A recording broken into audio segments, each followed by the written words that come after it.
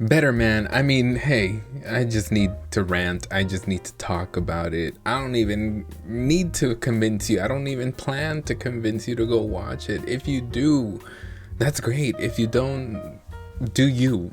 I need to talk about this movie. I can't stop thinking about it. I already did a little short review. If you haven't, check it out on my shorts. I love this movie. Like, I want to watch it again. And I think I'm going to go to the movie theaters to watch it again. Because it's so entertaining. It needs to be appreciated on the big screen.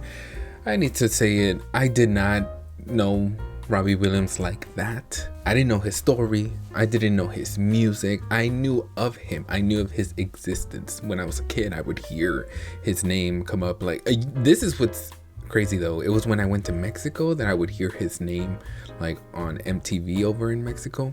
And then I only knew one song, Angels. That's the only song I ever knew of him. Watching this movie, it was interesting to find out his story, and it was very entertaining. The music was so good, but you really do not need to know who this man is to appreciate the movie of it in itself. It is so good. It's the rise and then the fall and then the rise again, but not so much like successfully, more so the rise of him gaining his life back, getting control of it again. It is so entertaining, guys. The musical numbers, woo! It's so beautifully done. And then obviously the chimp, the monkey in this, I could see how it could be weird, and some people will be asking, what does that even like have to do with anything?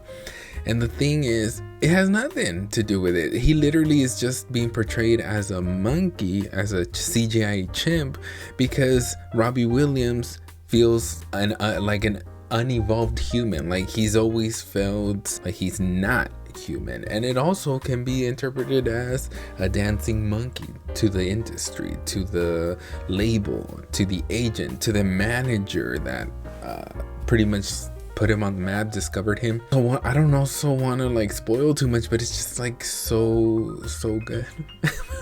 I did not even know that he started with a group, a boy band, and that they were really big. Take that. And also they started at the gay clubs. So I was like, wait a minute. I was intrigued already, but then being gay myself, being a homosexual, I was like, oh, we in my world. And he even said it like he found his people accepting, fun, free.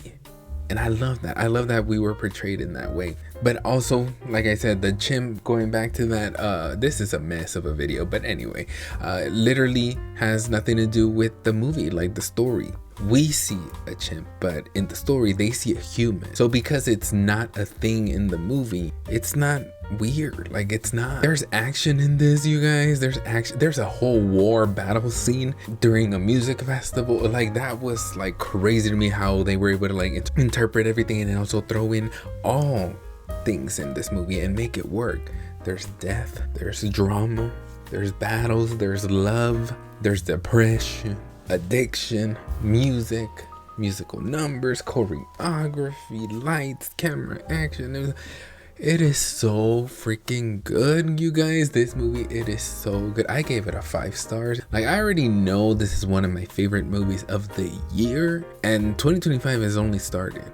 I know for a lot of people it made their top list for 2024, but over here in the States we got it in 2025. Well, that's when I was able to watch it. Maybe there were some limited time like early screenings last year, but for 2025, like, it's already at the top, one of the top for me. Well, I mean, there hasn't been that many because it's still January, but it is already one of the top for me, top movies. And I cannot believe it's not getting like recognition, and it's flopping in the box office. It sucks because we want original stories, and then we get it and then we don't support it. But at the same time, I also want to gatekeep because I don't want people to know about this movie, but I do want to know or let people know. So it's like, I'm a whole mess. I love this movie.